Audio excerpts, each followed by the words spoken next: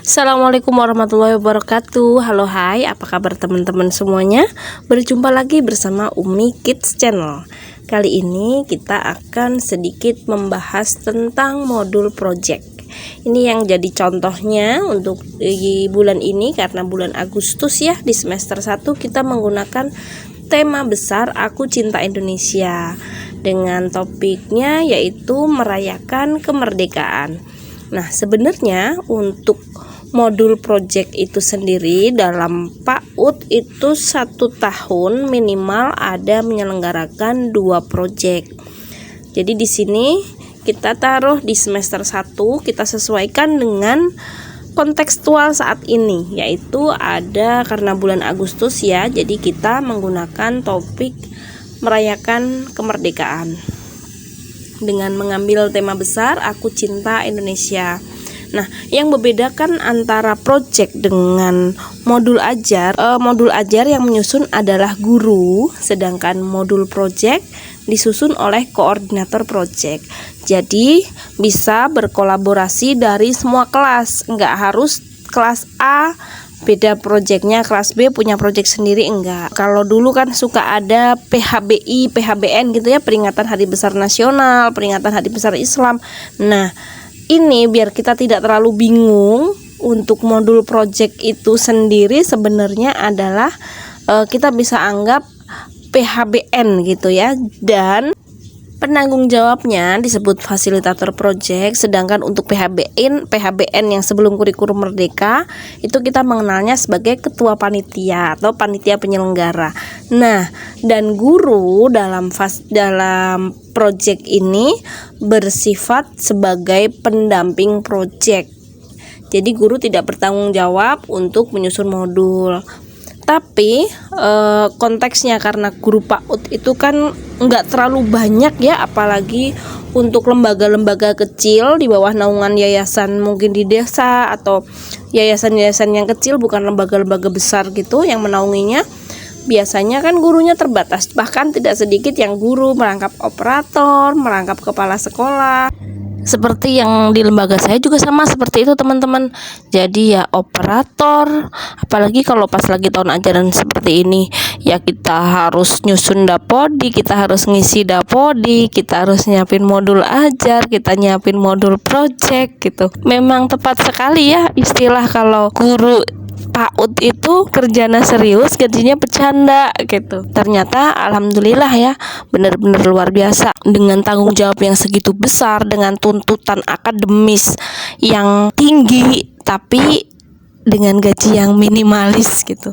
Itu tetap tidak menyurutkan kita untuk tetap belajar. Makanya ayo kita sama-sama belajar. Kalau teman-teman kebingungan, kita belajar bareng, karena di sini saya juga masih belajar sama. Jadi sebenarnya tujuan awalnya dibikin kurikulum merdeka itu agar guru tidak menghabiskan banyak waktu untuk menyusun administrasi, tapi pada kenyataannya ya tetap aja ribet gitu.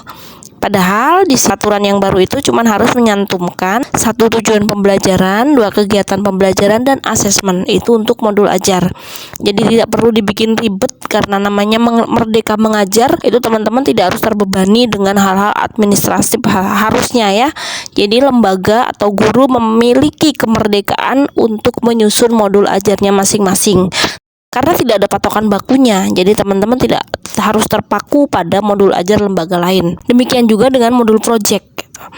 Jadi kalau misalkan teman-teman masih bingung bagaimana menyusunnya, ayo kita belajar bareng-bareng. Nanti insya Allah di akhir video ini akan dibagikan filenya. Contoh modul ajarnya, contoh modul projectnya gitu. Karena yaitu tadi saya sempat mengalami bagaimana guru PAUD itu ya, kita harus ngurusin anak yang masih Masya Allah luar biasa gitu, banyak drama, apalagi kalau tahun ajaran baru, dan kemudian kita harus diributkan dengan segala macam tetek bengek administrasinya. Kita harus mikir sampai sejauh itu ya.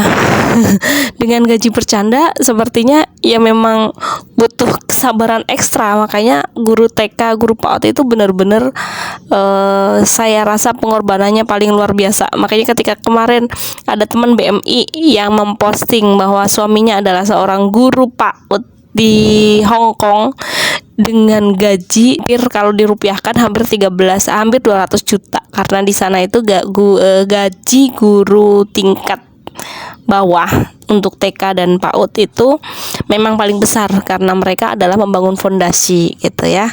Dengan 200 juta, seandainya kita dengan gaji segitu, kita mah nyusun modul ajar mau seabrek-abrek juga hayu dijabanin aja gitu.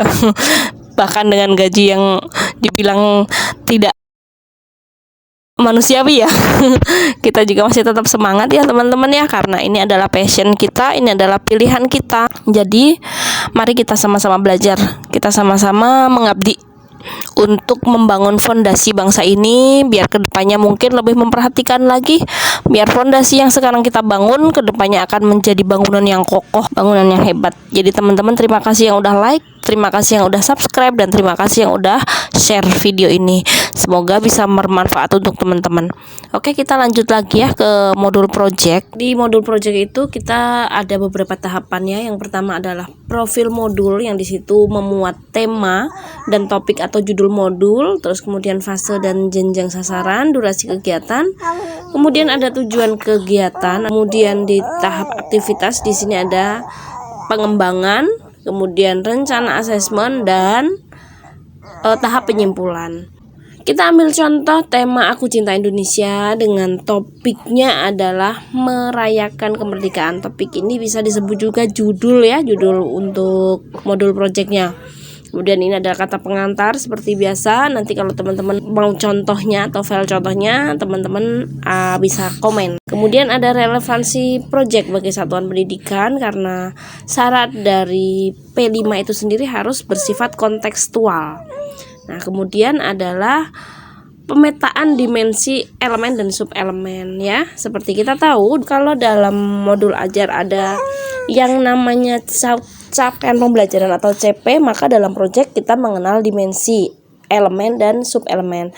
Ada 6 dimensi ya: beriman bertakwa pada Tuhan Yang Maha Esa dan berakhlak mulia. Kemudian mandiri, bergotong royong, berkebinekaan global, bernalar kritis dan kreatif. Nah, kemudian dari dimensi itu kita jabarkan jadi elemen dan subelemen, kita petakan mana yang mau kita pakai, seperti halnya CP. Kemudian kita jabarkan ke tujuan pembelajaran dan ATP, maka dalam proyek juga sama, dari dimensi kita jabarkan menjadi elemen dan subelemen menjadi alur fase PAUD. Ini judulnya ya, proyek Hari Kemerdekaan. Durasinya adalah 5 hari. Pemulaan, sebelum memulai kegiatan proyek, guru sebaiknya mulai memantik gagasan awal. Tahap permulaan ini bisa 1 atau 2 hari ya, disesuaikan dengan lembaga masing-masing. Bisa dengan bercerita tentang sejarah Indonesia, bisa dengan menceritakan bendera nasional, bendera Indonesia. Jadi dalam menjalankan tahap permulaan ini, guru merespon atau memberikan pertanyaan berdasarkan jawaban anak. Dengan demikian, pembicaraan dengan anak akan terjalin komunikasi 2 arah dan mengajak anak untuk berpikir dan menemukan masalah, sehingga kemudian anak dapat mencari pemecahan masalahnya melalui proyek yang akan dijalankan. Nah, kemudian setelah itu kita buat peta konsep. Peta konsep itu adalah hasil pemikiran atau gagasan.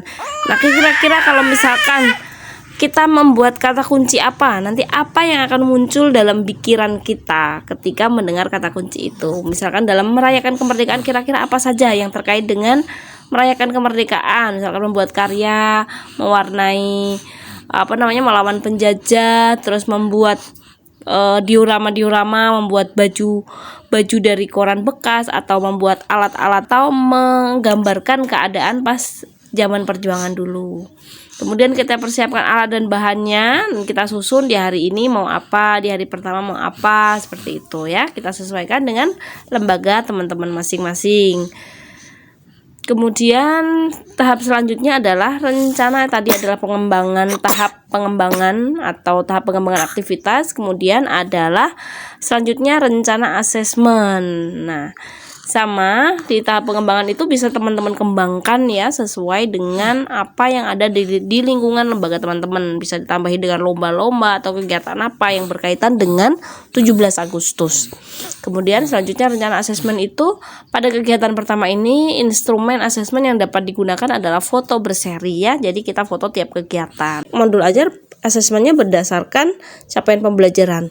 Kalau dalam modul project itu asesmennya berdasarkan dimensi tadi.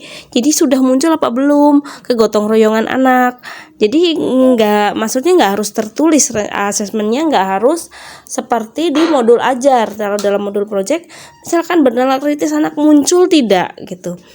Maksudnya nalarnya setelah mendengar cerita, setelah melihat apa yang kita laksanakan pada kegiatan proyek itu, muncul tidak sifat gotong royongnya, muncul tidak elemen dimensi mandirinya gitu, muncul tidak elemen ataupun subelemen dalam dimensi berkebinekaan globalnya gitu, muncul apa belum gitu. Jadi kita penilaiannya seperti itu. Ketika anak bisa melaksanakan kegiatannya sendiri tanpa bantuan guru, berarti dia sudah muncul rasa kemandiriannya. Ketika anak mampu bekerja sama dalam tim, berarti dia sudah muncul dimensi gotong royongnya. Jadi seperti itu kira-kira. Nah, untuk lebih detailnya nanti teman-teman bisa baca sendiri di file yang akan kami contohkan. Teman-teman bisa follow juga di IG karena di situ ada link downloadnya yang teman-teman bisa unduh secara gratis.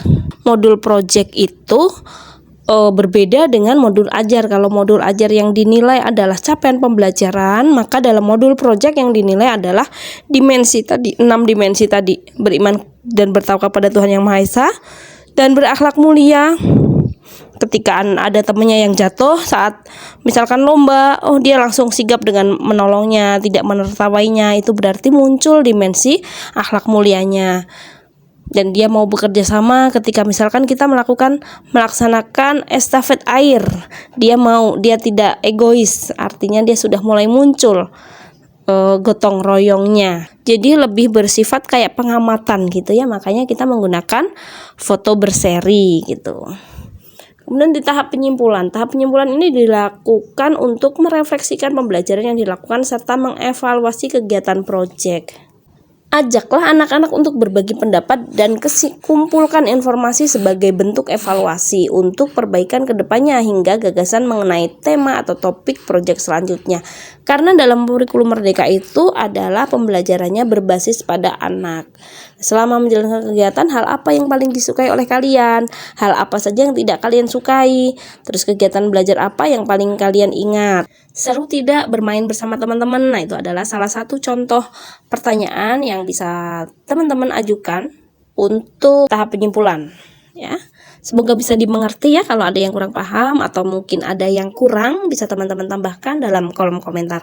Terima kasih sekali lagi untuk teman-teman yang sudah share. Terima kasih juga untuk teman-teman yang sudah like dan komen, dan juga teman-teman yang sudah subscribe.